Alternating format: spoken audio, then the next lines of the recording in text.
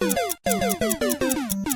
to the Know, I'm Meg Turney. Here's your Tuesday roundup. Someone call Professor Layton because a Nintendo mystery is afoot in the UK. Earlier this month, a lorry, that's a truck for all us US types, containing a shipment of Nintendo games was hijacked with thousands of pounds worth of video games stolen in the heist. It's not actually as exciting as it sounds because apparently the driver was asleep when the heist went down? Sure, likely story. Weirdly enough, the same thing happened almost a year ago, which we reported on, when a shipment full of Splatoon amiibos was hijacked in the UK.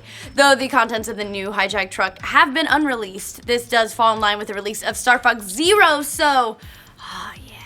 While the original robbery caused a slight Splatoon shortage in England, meaning that a lot of people didn't get their amiibos, the very rare amiibos that is, it is doubtful that this current heist will keep people from buying Star Fox Zero because, you know, it's not getting reviewed all that well, so maybe they didn't want to buy it in the first place. Maybe you did Nintendo a favor.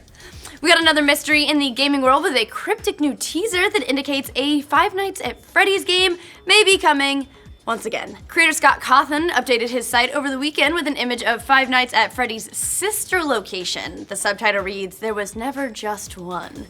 This would seem to be either a direct sequel to the beloved terror simulators or a spin-off featuring a different location. It's a franchise, get it? It's no surprise that a new game, of course, is coming because this man spits out hits like you wouldn't believe. The first 4 versions came out within a year of each other, so we got about 45 more on the way. Plus, there's the fact that the iPhone port still makes $4,000 per day. Mo money, mo Freddy's. Once the new Five Nights at Freddy's drops, we can expect probably 97 more versions of the game by 2017, which is a joke I already made, but I feel like it's worth making again. By the way, new reports say we might be waiting on CD Projekt Red's next game, Cyberpunk 2077, longer than we first thought, so we're gonna be really happy to have all those Freddy's. According to recent comments from one of the company's visual artists at PAX East, the developer is going to completely rework its dev tools before work on Cyberpunk even begins, and they're still in the process of doing that. This is of course no surprise to anyone who's followed the progress of the game. The release date has basically been all over the place, with some rumors predicting we'd see it early next year, and then comments from CD Projekt Red's earnings call saying we might not get it until 2021. So pump the brakes on the Cyber 2077 hype train, everyone. You'll have to just bide your time with Witcher Ring when the next expansion drops for that game in just a few months. Although that one doesn't have a release date either, so hopefully not 2021. In the realm of more new video games on the horizon, Gearbox CEO Randy Pitchford dropped some news about Borderlands 3 at PAX East this weekend. Speaking at a panel with other Gearbox staff, Pitchford confirmed that Borderlands 3 would be the company's next game once Battleborn development wraps up. Now, interestingly enough, he said the game might not even be called Borderlands 3, but might shift in a slightly different direction or be a new launching point for the series. In addition to Borderlands 3 news, there's also new developments about the Borderlands movie, which is coming out of Lionsgate, which has just hired G.I. Joe 3 writer Aaron Berg to pen the script. Lionsgate reportedly wants to deliver an edgy take on the Borderlands film. If they need a psycho, I might know one. So my name is Meg Turney, I'm 5'2", weigh 105 pounds. On a good day, I wish I weighed that. Let's move on. Whatever the case with the movie, it seems that Lionsgate loves them some video games, which is a very good thing. The company has recently signed a deal with Valve, bringing over 100 Lionsgate films to the Steam library. That means that you can now use Steam to rent movies you'll never watch. They can collect dust next to games you'll never play. The 48-hour rentals start at $3.99 and go up from there, bringing you films like Hunger Games, Kill Bill, the Twilight series, which I'm sure you're all renting. You're saying you hate it, you're renting it. And of course, the 4-movie Leprechaun collection. Isn't Jennifer Aniston in that movie? I think she's in one of them. I think maybe 2, something like that.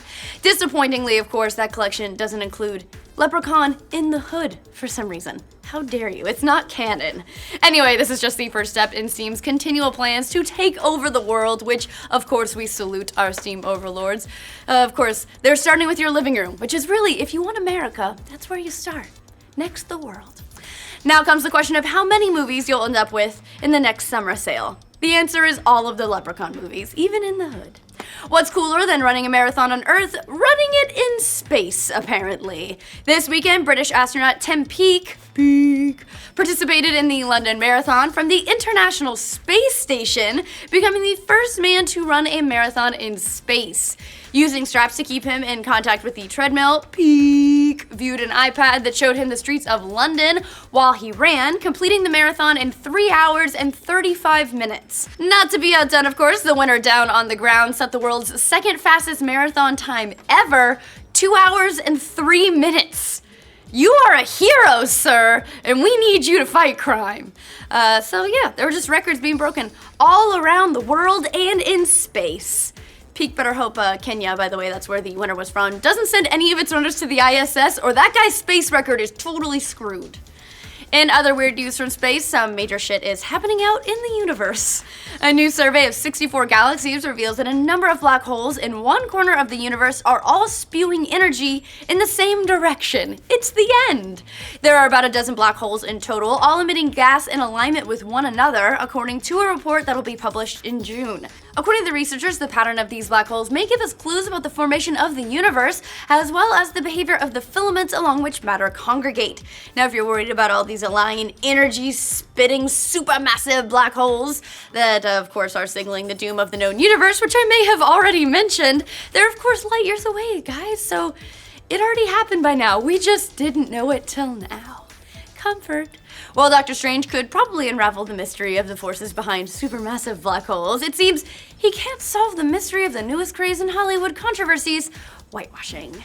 Dr. Strange is the latest to get hit with the accusation for casting Tilda Swinton as the Ancient One in the film. However, in a new interview, screenwriter C. Robert Cargill says that casting the role was an unwinnable scenario for the studio. He likened it to Star Trek's Kobayashi Maru, saying it's a total cultural landmine given the region. Making the character Tibetan might have caused China to boycott the film. A white actor or actress leads to whitewashing complaints, and quote, "If you are telling me you think it's a good idea to cast a Chinese actress as a Tibetan character, you are out of your damn fool mind and have no idea what the fuck you're talking about."